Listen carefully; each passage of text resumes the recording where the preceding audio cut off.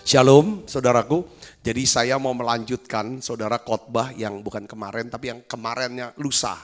Ya kemarin lusa kita bahas tentang pelataran dan hari ini kita akan bahas tentang ruang kudus saudaraku.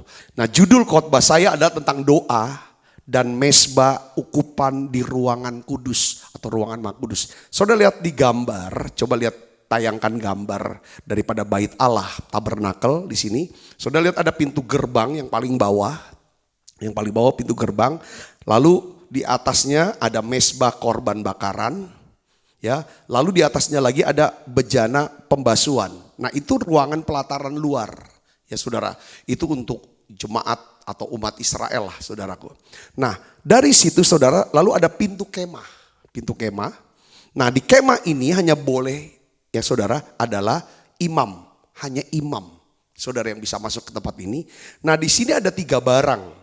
Pelita, saudara, atau kandil, ada meja roti, dan ini mesbah dupa, saudara, mesbah dupa.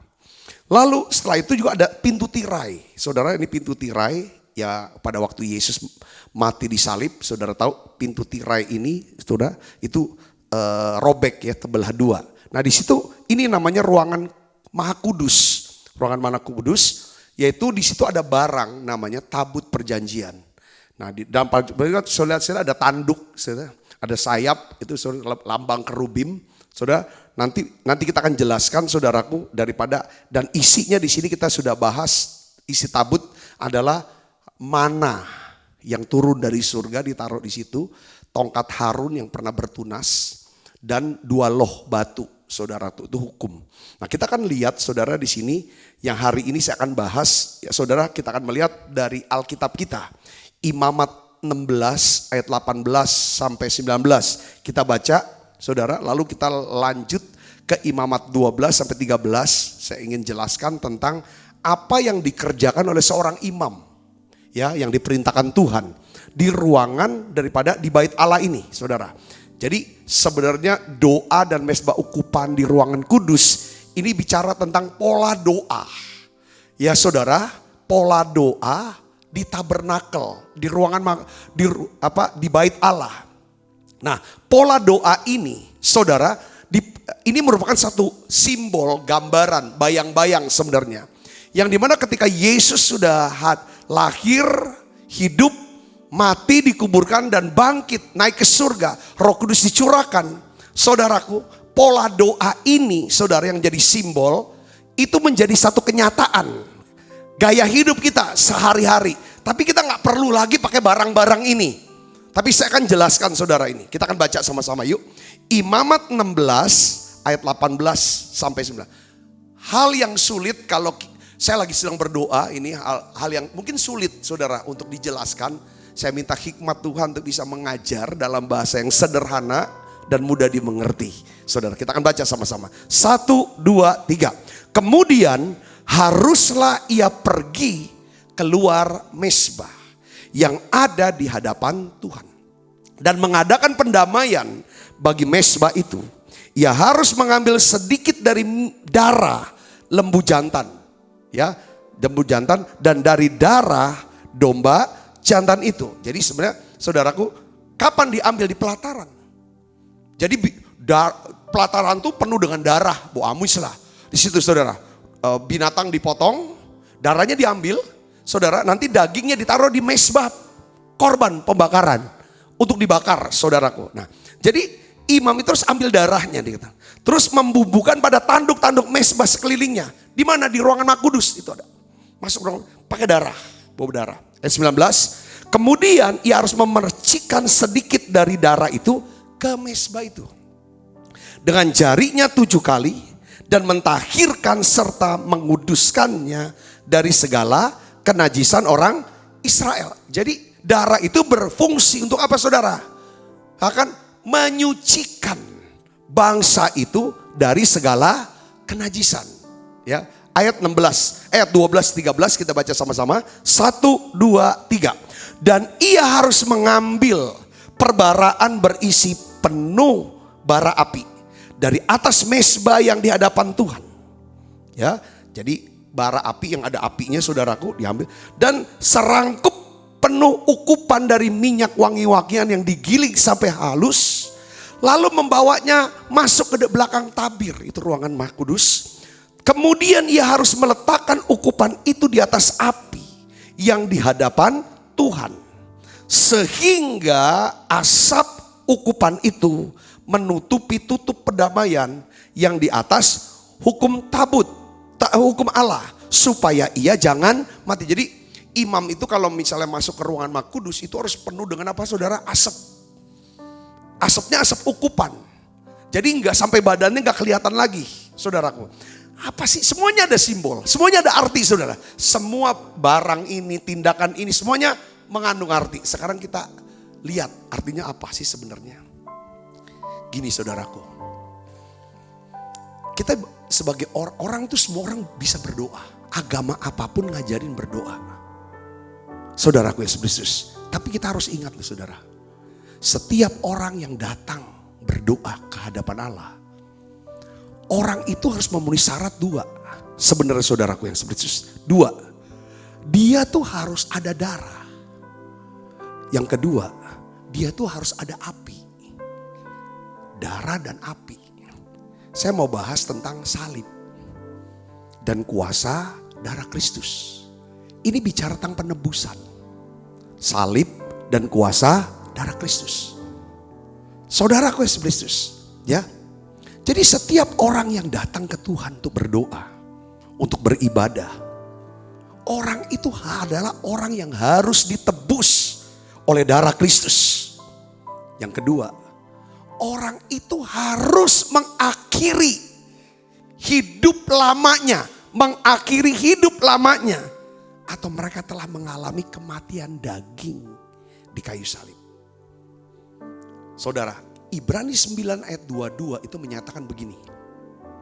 Hampir segala sesuatu disucikan menurut hukum Taurat dengan darah. Tanpa penumpahan darah tidak ada pengampunan. Perhatikan saudara sini. Allah itu kudus, Allah itu suci. Saudaraku. Jadi setiap orang yang mau datang kepada Allah, dia harus disucikan dulu oleh penumpahan darah, oleh pembasuhan darah, untuk menerima pengampunan dosa. Jadi tanpa penumpahan darah tidak ada pengampunan dosa. Makanya di dalam perjanjian lama, saudara, orang yang melihat Allah, orang itu harus mati. Kenapa? Karena Allah kudus dengan segala api kemuliaannya itu membakar habis.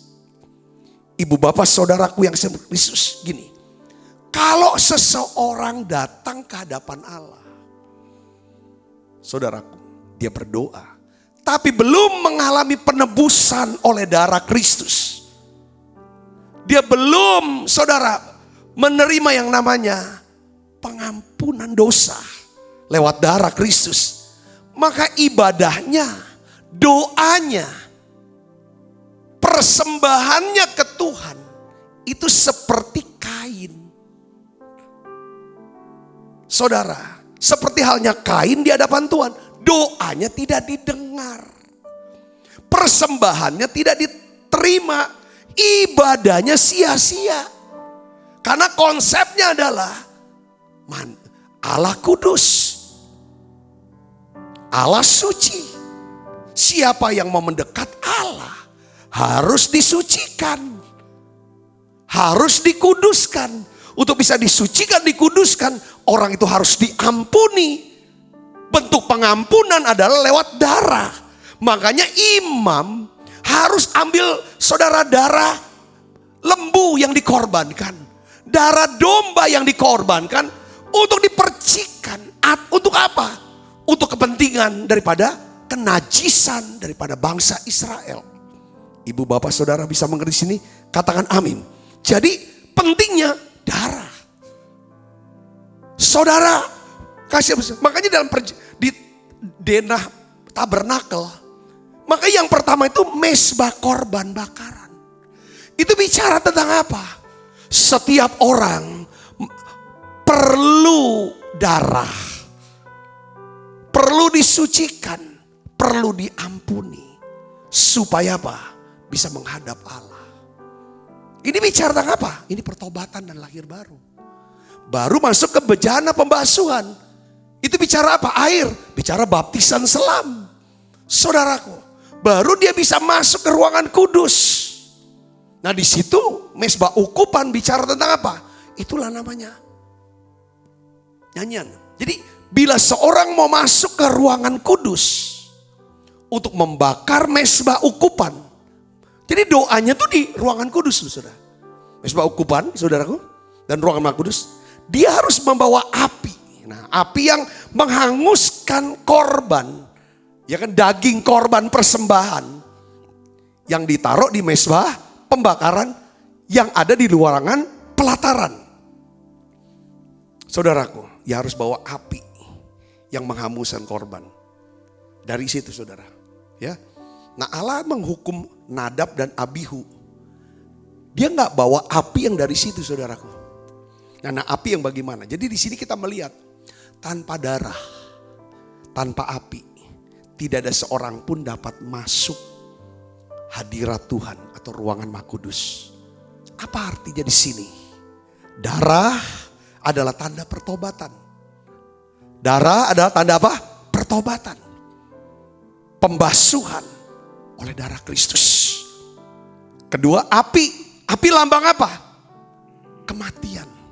Tanda kematian atas hidup yang lama. Api bicara apa? Api ini membakar daripada kedagingan kita. Saudara, sehingga ketika daging kita dibakar oleh api Roh Kudus, maka api kasih Allah akan menguasai hidup kita. Jadi darah dan api. Ini persyaratan untuk setiap imam yang akan masuk ke ruangan Maha Kudus. Untuk ketemu Tuhan, saudaraku. Jadi saya ambil kesimpulannya begini, Ibu Bapak. Semakin kita menjadi orang yang suka berdoa. Semakin saudara menjadi orang yang suka berdoa. Kita akan semakin merasa kita butuh pengampunan. Kita penuh dosa dan membutuhkan penebusan. Makin doa. Saudaraku, makin besar kebutuhan penebusan. Semakin besar kebutuhan kita akan apa? Kuasa darah. Semakin besar kebutuhan kita akan api Roh Kudus untuk bakar manusia lama kita, sifat-sifat lama kita, kedagingan kita. Yang ngerti katakan amin, saudara. Kalau ini ada, saudara, ketika ada kebutuhan yang besar kan kuasa darah, kuasa daripada api Roh Kudus, maka dampaknya adalah semakin besar kasih karunia Tuhan Yesus Kristus bekerja dalam hidup kita. Di sini yang saya sebut, disinilah hebatnya kuasa doa orang benar. Makin kuat doa, makin kita tuh dikit-dikit kayak ada kesadaran, makin terus tahu, sikapkan. Oh ini harus perlu. Coba contohnya Daniel. Saya baca di Daniel pasal 9. Daniel ini seorang yang kuat doanya. Kuat doanya. Saudara, kalau saudara baca. Ya kan, Daniel pasal 9 itu mencatat. Sebagian besar doa Daniel adalah doa apa? Pengakuan dosa. Permohonan pengampunan. Bukan cuma dosa untuk dirinya. Tapi dia berdoa untuk dosa bangsanya.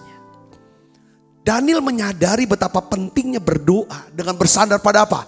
Kuasa darah Yesus pengampunan. Jadi saya melihat nangkapnya gini. Kalau orang kuat doa, makin lama orang ini jadinya apa hasilnya? Semakin lembut, semakin rendah hati. Yang mengerti katakan amin. Kalau kita sama sekali tidak pernah mau mengakui dosa dalam doa-doa kita, ya langsung hajar aja doa minta ini itu. Sangat diragukan. Apakah kita tuh sudah masuk hadirat? Apakah kita ada di ruangan Maha Kudus? Seperti perkataan daripada Daud, ya kan? Apakah kita ada di gunung kudusnya? Di tempat kudusnya? Itulah tempat di mana kita menerima berkat. Saudaraku, Orang yang tidak sadar akan dosanya dan kesalahannya, bukan hanya berada di luar tempat kudus, mungkin juga belum masuk ke pelataran. Saya bilang, saya pakai istilah. Nah, kemarin sempat sharing saudara begini, sama teman hamba, sama hamba Tuhan lah. Saya bilang begini, kalau orang dosanya dosa soal keuangan, dia tahu, dia dosa. Sekalipun orang lain belum tentu tahu dosa dia. Yang kedua, kalau orang jatuh dalam dosa seks, dia tahu dia dosa. Orang lain belum tentu tahu. Kalau dia tahu, tinggal pilihan. Dia mau mengakui dan bertobat, dia akan dapat belas kasihan Tuhan. Tapi tetap penghakim, manusia tetap nyinyir sama dia. Itu gak ada masalah, yang penting ke Tuhan. Tapi kalau dosa kesombongan, kita gak tahu, orang lain tahu. Yang bahayanya saudaraku, dosa kita gak tahu, orang lain tahu. Itu dosa kesombongan. Kadang-kadang kalau orang sombong kan dia gak tahu kalau itu dia dosa.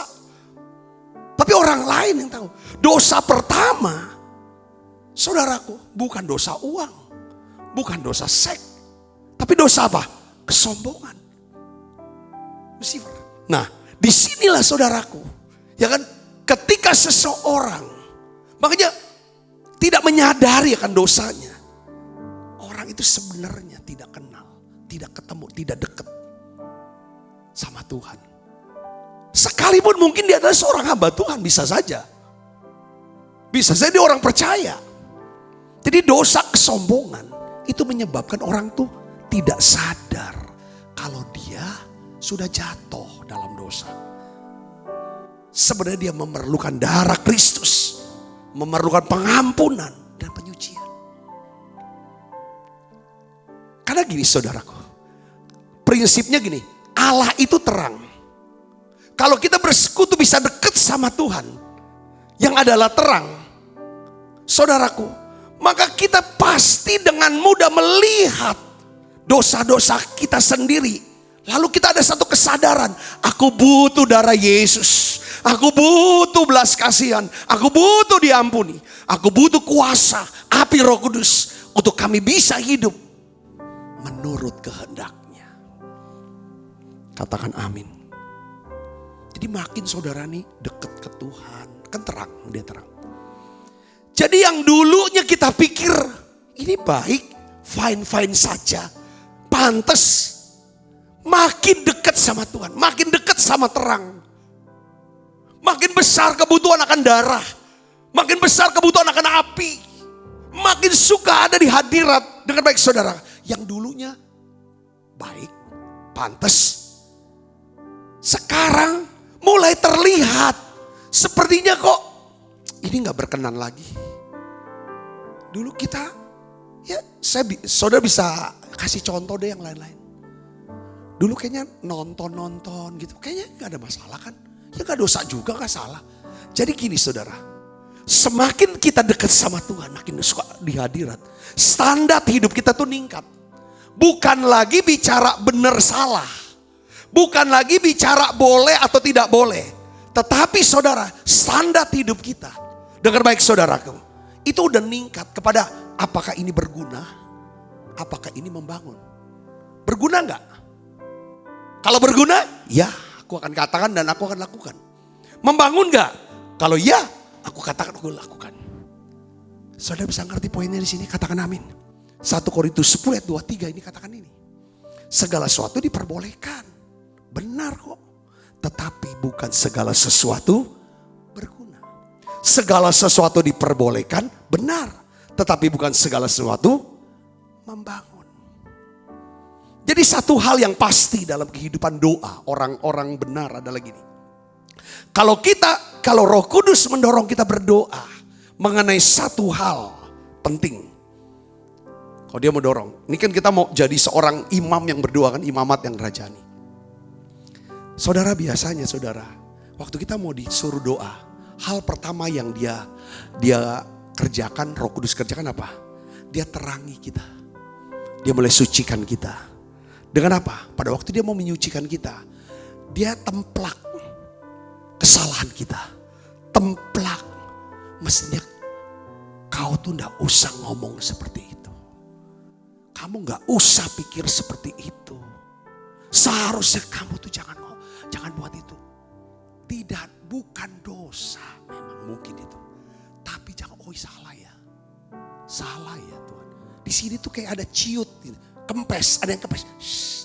Sukacitanya hilang. Nah itu. Biasa di situ. Kalau kita mulai nyadari itu saudaraku, ayo kita mulai ngomong sama Tuhan. Tuhan, sucikan, kuduskan hatiku. Sucikan, kuduskan hatiku ya Tuhan. Basuh aku dengan kuasa darah-Mu. Lalu di bawah kuasa darah Yesus, kita akui satu-satu. Iya Tuhan, aku udah ngomong kayak gini, ampunin aku ya. Berikan aku lagi sukacita keselamatan itu. Ya. Kalau kita nih, ya, surat Yohanes kan bilang ada dosa yang diampuni, ada dosa yang mendatangkan maut, ada dosa yang tidak mendatangkan maut.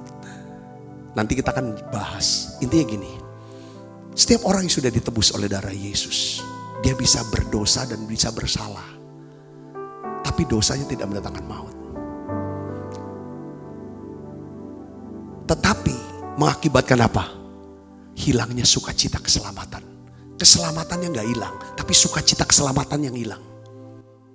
Saudara, kalau sukacita keselamatan hilang karena kita terus tinggal dalam dosa, akhirnya hidup kita gak ada kuasa juga. Sama seperti orang tidak percaya, yang tidak punya kuasa. Nah disitulah fungsi, peran daripada darah. Ketika kita boleh akui, Tuhan ampuni dosaku. Sebesar apapun kejatuhan kita. Kita bilang Tuhan ampuni aku. Maka darah Yesus akan cucikan. Sukacita keselamatan pelan-pelan akan muncul lagi. Ketika muncul sukacita keselamatan, di situ ada kuasa. Di situ akan ada hikmat. Yang mengerti katakan amin. Jadi saudara, kalau dia mau suruh kita doa sesuatu, biasanya dia beresin dulu yang sini. Sampai ada semacam lega, plong, baru doa. Yang mengerti katakan amin. Disitulah. Jadi di bawah kuasa darah Kristus, kita akui dosa kita satu persatu di hadapan Tuhan. Sampai kita tidak merasa takut. Tetapi ada kelegaan. Ada kemurnian. Ada terang di batin kita. Kemudian barulah kita berdoa. Menghadapkan masalah kita. Pergumulan kita. Segala rencana kita, kehendak kita. Jadi gini saudara. Beda banget doa yang kita naikkan. Kalau yang di dalam ini udah diberesin sama darah dan api. Doa kita tuh lancar bener. Plong banget. Penuh kuasa. Tapi yang di dalam belum digarap, belum diberesin sama kuasa darah dan api. Maka doanya tuh kata-kata kayak macam jatuh aja ke bawah. Gak ada kuasanya. Saudara bisa dapat sini. Makanya jadi diberesin. Setiap doa harus beresin apa? Darah. Ya kan? Makanya dikit-dikit, Tuhan ampuni dosaku Tuhan. Kadang-kadang kalau orang udah Tuhan ampuni dosa. Kadang-kadang ada yang bingung sama saya. Kok tiba-tiba ngomong? Iya, kayaknya ada sesuatu yang saya kepikiran ini itu gak kenal. Gak mau Tuhan ngomong kayak gitu. Kata Tuhan ampunin. Gak usah nunggu lama saat itu. Supaya kita gak kehilangan sukacita, keselamatan. Makanya di dalam perjamuan kudus, kita tiap hari makan perjamuan kudus kan. Selalu kita harus lebih dulu datang ke salib. Minta darah itu sucikan kita. Minta dibasuh oleh darah. Sebelum kita nyembah dan kita ingat akan Kristus. Karena prinsipnya gini saudara. Tidak ada seorang pun bisa datang ke tempat kudus. Ke ruangan maha kudus. Masuk hadirat Allah. Sebelum dia melewati mezbah atau salib. Mezbah itu tempat korban. Yang mengerti katakan amin. Yang mengerti katakan amin. Itu poinnya. Saudara bisa nangkap gak di sini? Katakan amin saudara. Jadi kita butuh banget tiap hari. Yang namanya kuasa darah. Tuhan ampuni aku. Tuhan ampuni aku Tuhan. Sucikan aku ya Tuhan. Saudara. Wah itu dahsyat itu. Kalau sering-sering kayak begitu untuk pribadi. Ketika saudara bilang darah Yesus. Wah ketika saudara teriak darah Yesus. Kuasa Allah. kuasa Roh Kudus, para malaikat kerja. Kan zaman dulu waktu saya masih kecil tuh tetangga saya sering dikit-dikit darah Yesus gitu kan. Saya nggak ngerti maksudnya itu apa. Kok dia teriak-teriak darah Yesus?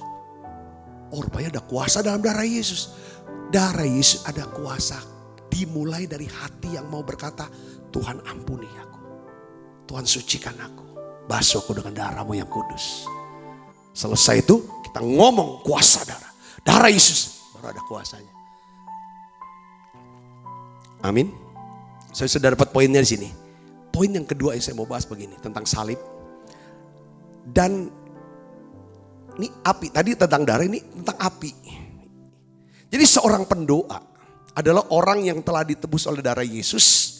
Dan kehidupan lamanya diakhiri di atas kayu salib. Jadi maksudnya begini.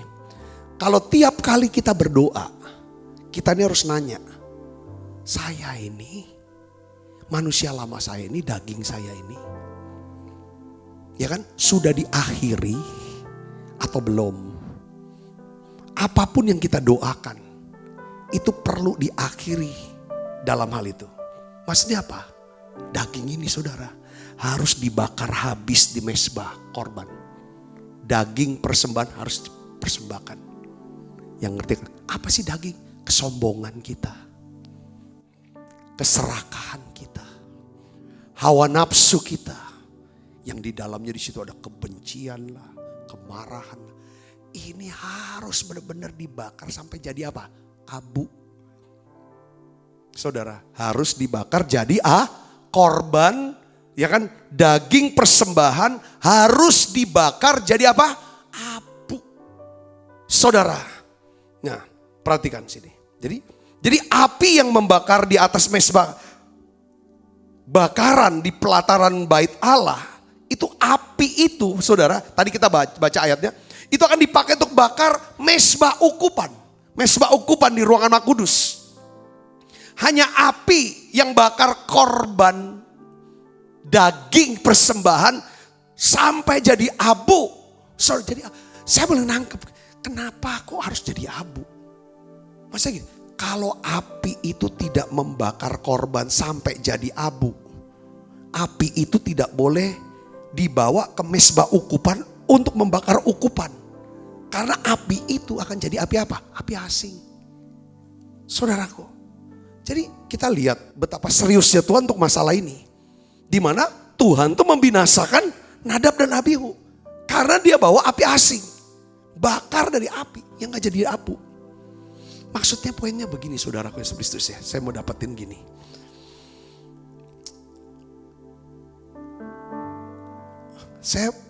Tadi saya tulis ya, saudara, satu tulisannya. Kenapa kok orang-orang di luar Tuhan ngotot banget kalau mati itu harus dibakar ya, mayatnya, supaya jadi abu. Tapi di sisi lain nih, perjanjian lama, Alkitab tuh ngajarin setiap daging korban persembahan harus dibakar sampai jadi abu di atas mezbah korban bakaran pelataran. Saya nangkepnya gini nih, saudaraku, bahwa kalau kita gaya hidup kita, kemarin kita bilang gaya hidup di pelataran ya. Sekarang gaya hidup doa kita adalah seorang pendoa yang dibayangin adalah seorang yang memang lambangnya ini, daging itu bicara tentang kehendak sendirinya, udah selesai. Lalu dalam hidup dia adalah kehendak Tuhan. Itu yang namanya api. Dalam pembaru itu namanya api. Api Tuhan. Bicara tentang darah. Orang ini tuh gampang bertobat. Gampang belajar. Jadi darah dan api ini satu di dalam gaya hidup seorang pendoa. Yang ngerti kata amin. Jadi kalau kita lihat seorang pendoa adalah orang yang mudah bertobat dan membutuhkan kuasa darah. Yang kedua, seorang pendoa lama-lama kelihatannya udah gak ada kehendaknya. Yang ada kehendak Tuhan. Jadi gini saudara, kalau doa kita banyak pokok doa kita, jangan-jangan itu daging belum jadi abu. Seorang pendoa yang dewasa adalah seorang pendoa yang sudah jadi abu. Jadi abu itu artinya apa, saudaraku? Bukan lagi kehendakku, tapi kehendakmu yang jadi. Jadi dia doanya, saudaraku yang sebelum dia akan tungguin, saudara, Roh Kudus yang mendorong dia berdoa. Roh Kudus yang memberikan dia pokok doa. Roh Kudus yang membantu dia berdoa. Dan dia berdoa akhirnya sesuai dengan kehendak Allah. Dan doa dia adalah doa yang penuh dengan urapan dan kuasa Allah. Yang mengerti katakan amin, saudaraku. Jadi di sini kita bisa melihat bahwa pentingnya, saudara. Jadi makanya kalau kita belum jadi abu katanya, kita belum, korban daging itu belum jadi abu. Api ini gak bisa dibawa untuk jadi bakar mesbah ukupan. Sedangkan mesbah ukupan itu bicara tentang apa? Kebangkitan Kristus. Kebangkitan Kristus. Jadi makanya imam besar agung untuk bisa masuk ke ruangan Maha Kudus, dia harus penuh dengan apa? Asap. Sampai dia gak kelihatan lagi badannya. Kalau asapnya kurang, masih kelihatan badan dia. Diri dia masih kelihatan, mati dia. Saudaraku, artinya apa? Ukupan bicara kebangkitan Kristus. Jadi pada waktu kita selesai dengan diri kita, maka akan keluar kuasa kebangkitan dalam diri kita. Ketika kita selesai dengan diri kita, di dalam pelayanan kita, yang keluar bukan tentang sabta, bukan tentang pengajaran sabta, tetapi tentang Kristus, kuasa Kristus, kasih Kristus yang keluar, yang menjamah saudara. Yang ngerti katakan amin. Bukan doktrin tentang sabta, tetapi tentang Kristus. Nah, kalau sabta juga udah jadi abu, masalahnya sabta mau jadi abu gak? Mau Tuhan. Kalau kita masih tampilkan tentang saya. Ini saya. Kamu salah, saya benar. Kamu kurang, saya yang lebih hebat. Kita sebenarnya gak nyampe, gak bisa sampai ke ruangan itu. Kalau semua tentang aku, semua karena aku. Kalau bukan aku, semua itu belum menjadi abu. Tuhan minta bukan waktu kita mati dibikin jadi abu, tapi waktu kita hidup jadi abu, tanda kutip. Jadi abu artinya kita akhiri daging kita, kehidupan lama kita disalib itu. Makanya Tuhan bilang, barang siapa mau ikut aku, dia harus sangkal dirinya dan pikul salib. Berkata tidak. Wah, ini berat. Berat saudaraku. Tetapi ada kasih karunia Allah. Di mana kehidupan lama kita akhiri. Di sana akan ada apa? Kuasa Kristus. Yang mengerti katakan amin. Kuasa kebangkitan Kristus. Diawali dengan penebusan di salib. Di hadapan Allah. Saudara, yang awalnya kita melewati penebusan salib lewat darah Yesus. Lalu kita menerima pengakhiran. Aku sudah berakhir. Seperti Paulus bilang di Galatia 2 itu. Hidupku bukannya aku lagi, tapi Kristus yang hidup dalam hidupku. Hidupku yang aku hidupi sekarang adalah hidup oleh iman. Oleh karena anak Allah. Itu maksudnya saudara. Saudara berdoa. Gaya hidup doa. Gaya hidup kita adalah gaya hidup seperti doa menurut tabernakel. Saudaraku, mesbah korban bakar bicara tentang apa? Hidup kita ditaruh di situ, dibakar sampai jadi abu. Bukan aku lagi, tapi Kristus. Darah, di mesbah ada darah. Darah bicara penebusan. Bejana pembasuhan bicara tentang mati dikubur bersama Yesus. Bangkit bersama Yesus, hidup yang baru. Lalu dari situ saudara kita bawa api. Ya saudara, bawa api, bawa darah. Apa itu? Untuk api itu untuk bakar mesbah ukupan darah. Dari situ saudara kita bisa masuk ke tabut. Kita akan bisa menerima 3 hal. Pertama, tongkat Harun, otoritas Allah. 2, loh batu bicara tentang apa? Pewahyuan firman Allah. Mana bicara tentang apa? Pemeliharaan Allah dalam hidup kita. Saudara bisa mengerti sini, katakan amin. Tiap hari mari kita berkata, hidupku bukannya aku lagi Tuhan. Tiap hari kita minta darah Yesus cikan kita. Kita harus minta tiap hari, biar api Roh Kudus bakar kesombongan kita. Bakar setiap kesombongan kita. Bakar setiap keserakan kita. Bakar setiap hawa nafsu kita. Biarlah kita mau semakin serupa dengan Tuhan. Makin lemah lembut dan rendah hati. Saya percaya inilah cara bagaimana kita bisa melihat lawatan Tuhan. Pentakosta ketiga itu akan terjadi atas Indonesia, atas bangsa-bangsa. Sehingga kita bisa melihat Tuhan Yesus datang untuk kedua kalinya. Di dalam Wahyu pasal 8 itu juga bicara tentang ukupan. Doa-doa orang kudus plus dikasih dari ukupan. Lalu apa terjadi saudara? Terjadi satu ledakan bumi. Artinya apa? Doa-doa orang yang ditebus oleh darah. Saudara, yang dibakar hidup lamanya oleh api Roh Kudus. Yang hidup untuk Tuhan. Dengar baik saudara, doa-doa kita akan menyebabkan penghakiman Allah atas orang-orang durhaka. Dan mengakhiri daripada zaman ini. Saya berdoa saudaraku, biar Injil diberitakan. Tuhan mau mengasihi setiap kita. Tuhan mau menebus setiap kita. Berdoa terus untuk setiap orang-orang yang saudara kasih. Agar mereka semuanya diselamatkan. Mari kita menjadi seorang pendoa. Pendoa dengan pola daripada tabernakel. Tuhan Yesus memberkati.